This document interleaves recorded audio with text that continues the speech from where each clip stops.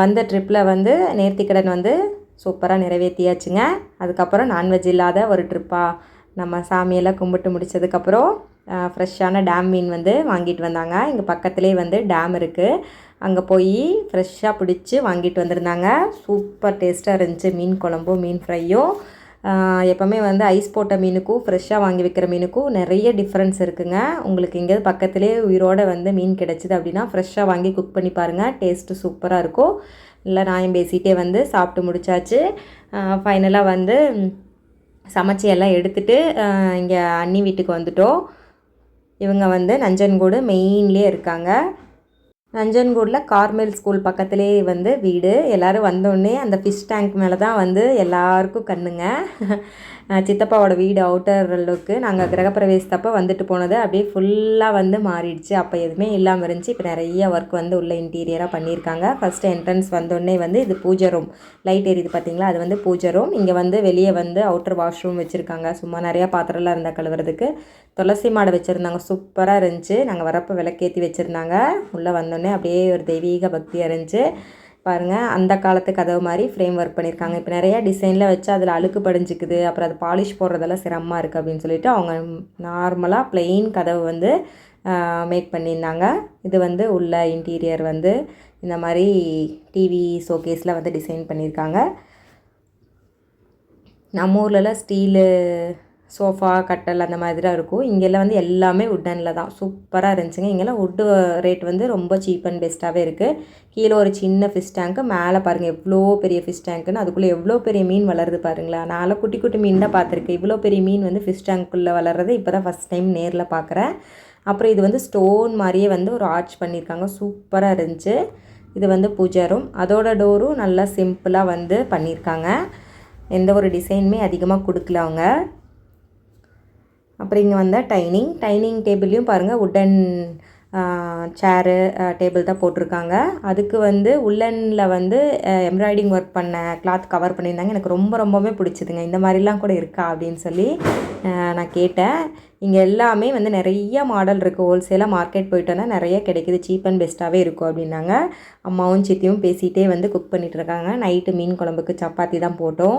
அங்கே வந்து மீன் செய்கிறதுக்கு லேட் ஆகிடுச்சு. 4 மணி ஆகிடுச்சு. கோயிலுக்கு போயிட்டு வந்ததுக்கப்புறம் தான் ஃபிஷ் வாங்கிட்டு வந்தோம். அதுக்கப்புறம் லேட் ஆகிடுச்சு. யாருமே சாப்பிட முடியல, பசியே போயிடுச்சு. இல்லை நைட்டு தான் வந்து எல்லாம் சாப்பிட்டோம். வந்து சாப்பிட்டுட்டு அப்புறம் அப்படியே மேலே மொட்டை மாடிக்கு வந்துவிட்டோம் காற்று வாங்குறதுக்கு. ஏன்னா பெரிய ஷெட்டாக போட்டிருக்காங்க. கிரகப்பிரவேசத்தப்போ வந்து இந்த மாதிரி போடலை.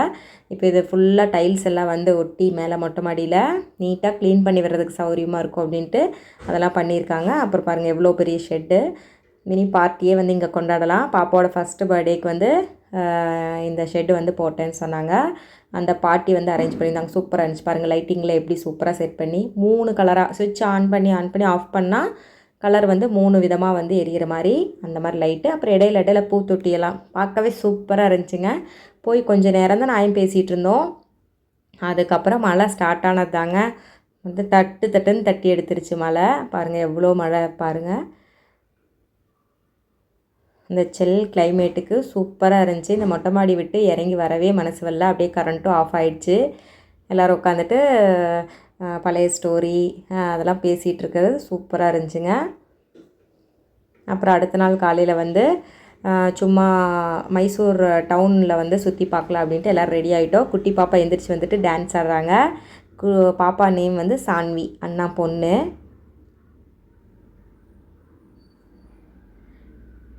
பாருங்கள், அவங்க சித்தப்பா பாட்டு போட்டோன்னே கால் தன்னை போல் ஆடுது. நாங்களாம் இருக்கோமே அப்படின்னு சொல்லிட்டு குட்டி வந்து பார்த்துட்டே நின்றுட்டுருக்காங்க. இல்லைன்னா டான்ஸ் செம்மையாக பண்ணுவாங்க அப்படின்னு சொன்னாங்க.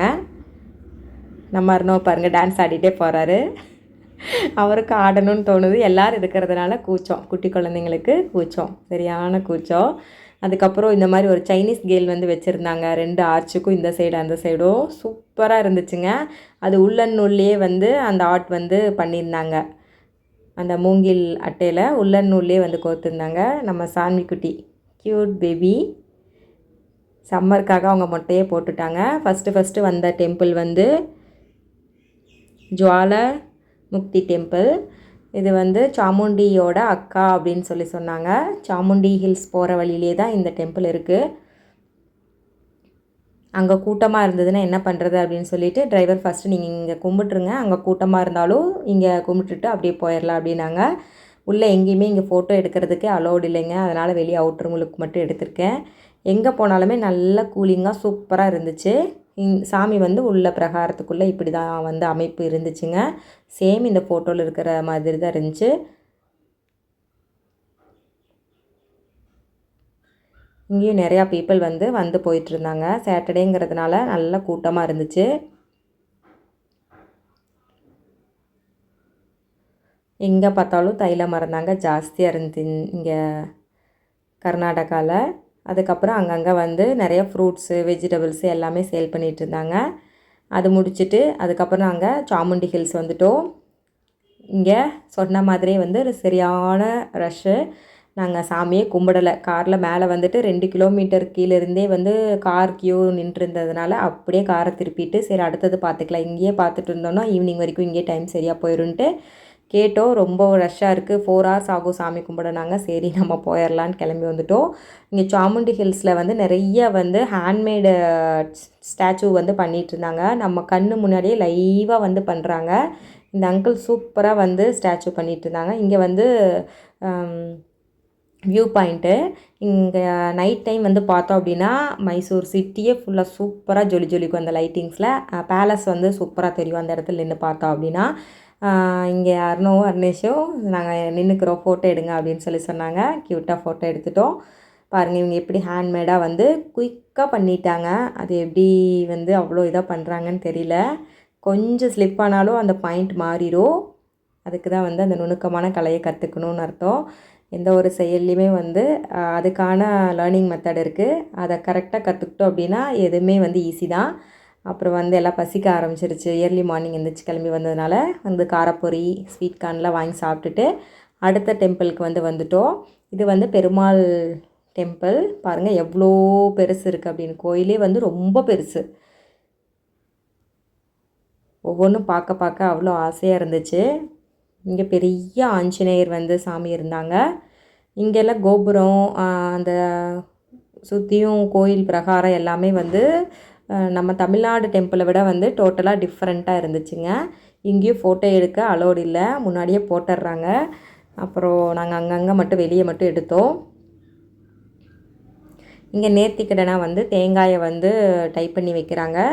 வாங்கிட்டு போய் அந்த ஹேங்கிங்கில் ஹேங் பண்ணி வைக்கிறாங்க. இங்கே வந்து நிறையா பேர்ட்ஸ் வந்து இருக்குது அப்படின்னு சொன்னாங்க. போனால் குட்டீஸ்லாம் வந்து ஜாலியாக என்ஜாய் பண்ணுவாங்க. மேலேயே பறந்து வந்து உட்காரும், கையில் பிடிக்கலாம், கொத்தாது அப்படின்னாங்க. 12:30 அது க்ளோஸ்டு. நாங்கள் போகும்போது கரெக்டாக க்ளோஸ் ஆகிடுச்சு. ஸ்ரீ காரியசித்தி ஹனுமன் டெம்பிளுக்கு தாங்க வந்திருந்தோம். இங்கேயும் ஃபோட்டோ எடுக்க அலோடு இல்லை, அதனால் வெளியே நின்று ஃபோட்டோ எடுக்க வேண்டியதாகிடுச்சு.